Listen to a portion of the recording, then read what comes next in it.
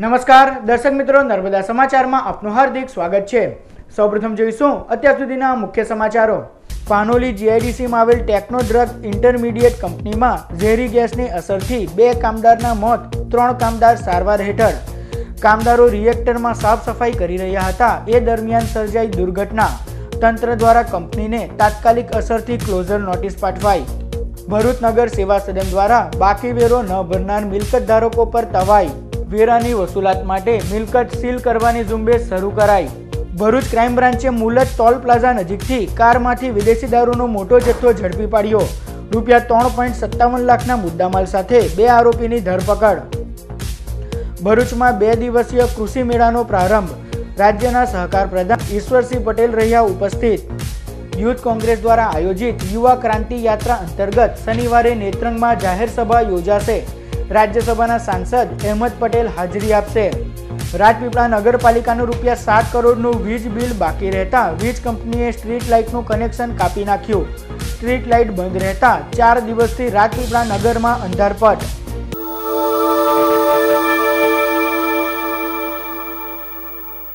પાનોલી જીઆઈડીસીમાં આવેલ techno drug intermediate કંપનીમાં reactor સાફ કરી રહેલા 5 કામદારોને ઝેરી ગેસની અસર થતાં 2 કામદારોના ઘટના સ્થળે જ મોત નીપજ્યા હતા, જ્યારે 3 કામદારોને સારવાર અર્થે ખસેડાયા।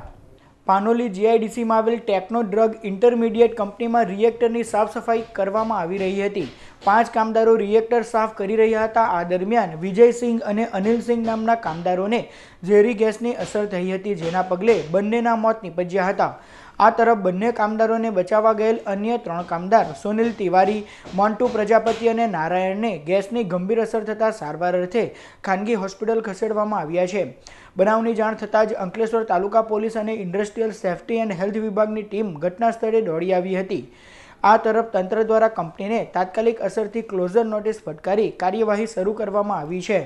तो ये मेरे को ये कंपनी में ये हादसा हुआ है मेरे भाई के साथ। तो इन लोगों ने कम से कम 2 घंटे के बाद मेरे को जानकारी बताई। 2 घंटे तक वही बॉडी इन लोगों ने हॉस्पिटल में लाने की भी कोशिश नहीं करी। 2 घंटे जब भी हादसा हुआ 2 घंटे बॉडी वहीं रही और वहाँ सांस चल रहा था, लेकिन अगर ये लाते तो वो बच सकता था। लेकिन गैस में लीकेज होने के कारण कंपनी में गैस लीकेज होती है, सेफ्टी का कोई वो नहीं है, दूसरी भी कोई भी फैसिलिटी नहीं है कंपनी की। जोर ज़बरदस्ती से ये लोग काम करवाते हैं। भाई ने मेरे को कई बार बताया कि ये सेफ्टी के लिए मैं बहुत बोलता हूँ, लेकिन ये लोग सेफ्टी के नाम की कोई चीज़ नहीं करते हैं। અંકલેશ્વર પાનોલી જીઆઈડીસી ખાતે આવેલ techno drugs and intermediate private limited કંપનીમાં રિએક્ટરમાં કોઈ કારણસર ગેસની અસર થતાં 2 વ્યક્તિઓના મૃત્યુ થયેલ છે, તેમજ 3 વ્યક્તિઓને કેમિકલની અસર થયેલ છે, જે હાલમાં આઉટ ઓફ ડેન્જર છે। આ ઘટનાક્રમ અંગે હાલમાં અંકલેશ્વર રૂરલ પોલીસ સ્ટેશનમાં કાયદેસરની કાર્યવાહી હાથ ધરવામાં આવેલ છે। ફેક્ટરી ઇન્સ્પેક્ટર તથા એફએસએલના રિપોર્ટના આધારે આગળની કાર્યવાહી હાથ ધરવામાં આવશે। ભરૂચ નગર સેવા સદન દ્વારા વેરો ન ભરપાઈ કરનાર મિલકત ધારકો પર તવાઈ બોલાવવામાં આવી રહી છે। ભરૂચ નગર સેવા સદન દ્વારા છેલ્લા ઘણા દિવસોથી વેરા વસૂલાતની ઝુંબેશ શરૂ કરવામાં આવી છે। બાકી પડતા વેરા બાબતે મિલકત ધારકોને વારંવાર નોટિસ ફટકારવામાં આવે છે। આમ છતાં મિલકત ધારકો વેરો ન ભરતા નગર સેવા સદન દ્વારા લાલ આંખ કરવામાં આવી રહી છે। આજ રોજ ભરૂચના સુપર માર્કેટમાં આવેલ એક મિલકત નગરપાલિકા દ્વારા સીલ કરી દેવામાં આવી હતી, ત્યારે નગરપાલિકા દ્વારા બાકી વેરા સમયસર ભરપાઈ કરવા મિલકત ધારકોને અપીલ કરવામાં આવી છે। ભરૂચ નગરપાલિકાએ હાઉસ ટેક્સના જેના નાણાં બાકી છે તેમને સૌપ્રથમ તો પહેલાં નોટિસ આપવામાં આવેલી છે। હજી પણ જે હાઉસ ટેક્સના નાણાં ભરપાઈ નથી કર્યા તો આજથી સીલ મારવાની પ્રક્રિયા ચાલુ કરવામાં આવેલી છે। જેઓના પૈસા બાકી હોય તો તેઓએ જમા કરાવી દેવા, જેથી કરીને તમે નગરપાલિકાને સાથ સહકાર આપી શકો અને તમારા જે હાઉસ ટેક્સના નાણાં બાકી છે તે ભરી શકો। યુથ કોંગ્રેસ દ્વારા આયોજિત યુવા ક્રાંતિ યાત્રા તારીખ 12 અને 13 જાન્યુઆરીના રોજ ભરૂચ જિલ્લાના વિવિધ વિસ્તારોમાં ફરશે, જે અંતર્ગત નેત્રંગ ખાતે જાહેર સભા પણ યોજાશે। યુથ કોંગ્રેસ દ્વારા કેન્દ્ર સરકારની વિવિધ નિષ્ફળતાઓ લોકો સુધી પહોંચાડવા કાશ્મીરથી કન્યાકુમારી સુધી યુવા ક્રાંતિ યાત્રાનું આયોજન કરાયું છે।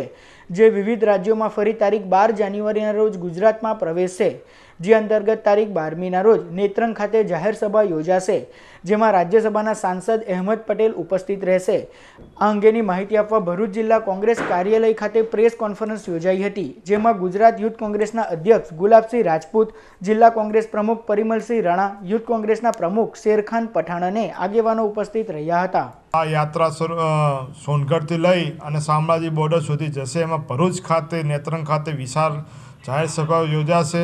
આ જાહેર સભાની અંદર કોંગ્રેસ પાર્ટીના રાષ્ટ્રીય ખજાનચી અને આપણા ગુજરાતના રાજ્યસભાના સાંસદ આદરણીય અહેમદ પટેલ સાહેબ, સાથે અમારા યુથ કોંગ્રેસ રાષ્ટ્રીય પ્રમુખ કેશવચંદ યાદવ, ઉપાધ્યક્ષ શ્રીનિવાસજી, ગુજરાતના પ્રદેશના સિનિયર આગેવાનો આ યાત્રામાં જોડાશે। ભરૂચ જિલ્લાના યુવાનો મોટી સંખ્યામાં યાત્રામાં જોડાવા જઈ રહ્યા છે। તો હું આપના માધ્યમથી ગુજરાતના યુવાનોને યાત્રાને અલગ અલગ જિલ્લામાં સાથે જોડાવા માટે અપીલ કરીએ છીએ।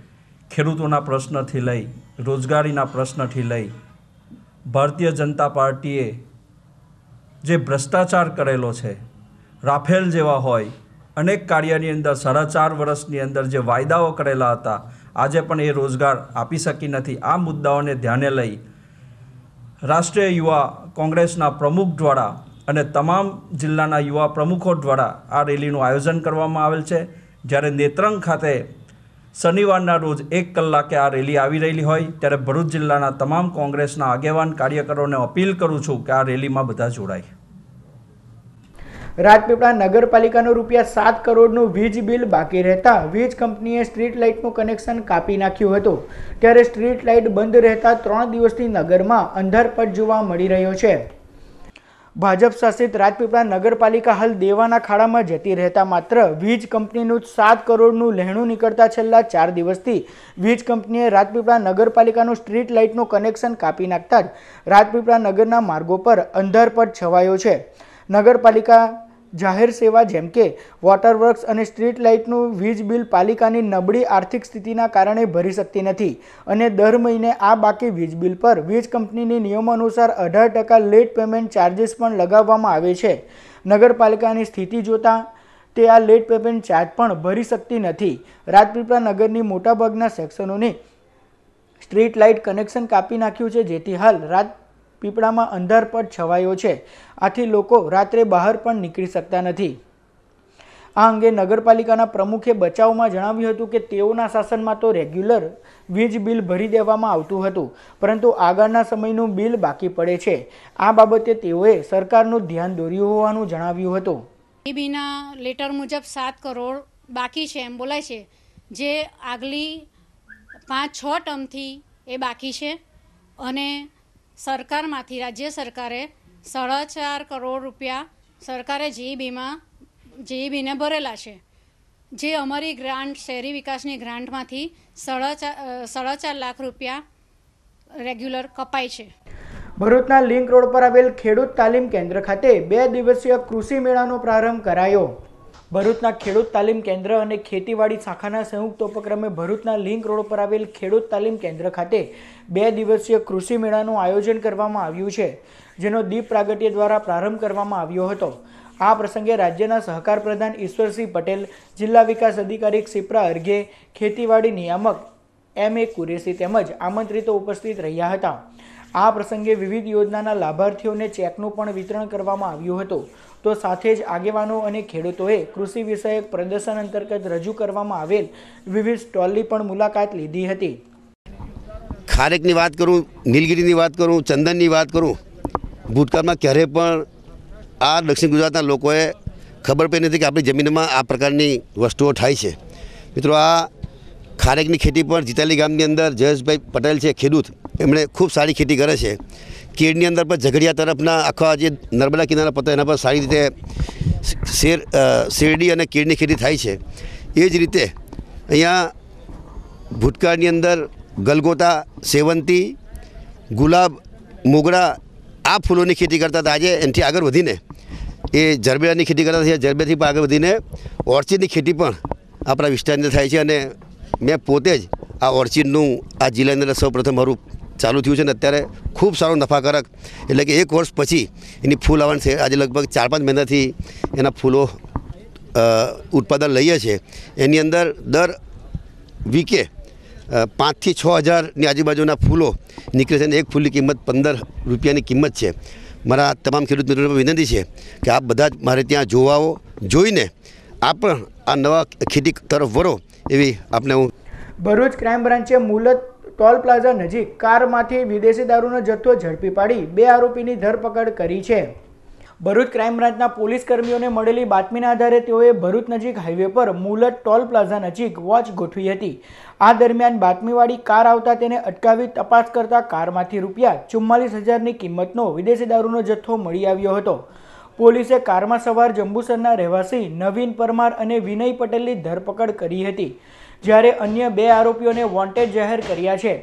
પોલીસે કાર, વિદેશી દારૂ અને મોબાઈલ મળી કુલ રૂપિયા 3.57 લાખનો મુદ્દામાલ જપ્ત કરી કાયદેસરની કાર્યવાહી હાથ ધરી છે.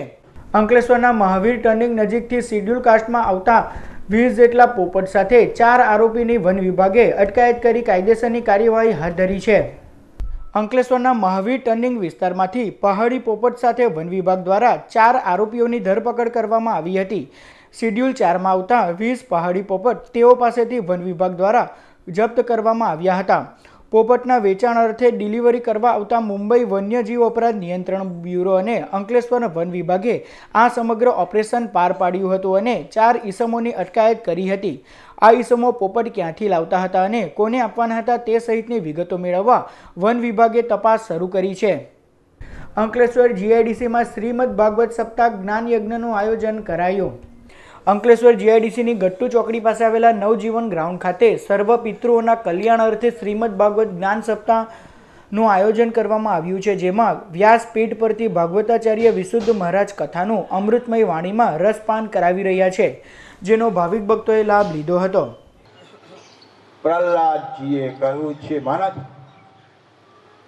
મારી ઈચ્છા એ છે કે મારા મસ્તક ઉપર તમારું સુંદર જમણો હાથ તમે પધરાવો અને તેથી મારા મસ્તકમાં રહેલા વિકારો એ બધા દૂર થઈ જાય. ગરડો થાય છતાં પણ ભૂલાટ મારવાનું વાંદરો ભૂલતો જ નથી.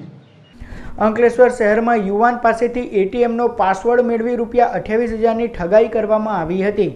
બનાવ અંગેની મળતી વિગત અનુસાર રામસિંહભાઈ નામના ઈસમને ફોન કરી બેંક અધિકારી હોવાનું મોહમ્મદ પનિકા નામના ઈસમે વિશ્વાસ કેળવી તેમનો ભરોસો આપ્યો હતો અને ભરોસો કેળવવા બાદ તેમનો એટીએમ પાસવર્ડ મેળવી તેમના એકાઉન્ટમાંથી બારોબાર રૂપિયા 28,705 અન્ય એકાઉન્ટમાં ટ્રાન્સફર કરી લીધા હતા. બનાવ સંદર્ભે રામસિંહભાઈ દ્વારા અંકલેશ્વર શહેર પોલીસ મથકે ફરિયાદ નોંધાવતા પોલીસે ફરિયાદ નોંધી વધુ તપાસ હાથ ધરી છે. હાંસોડ ખાતે હાંસોડ માર્કેટિંગ યાર્ડના સંચાલકો દ્વારા બુધવારની હાટ બજારનું આયોજન કરવામાં આવ્યું હતું.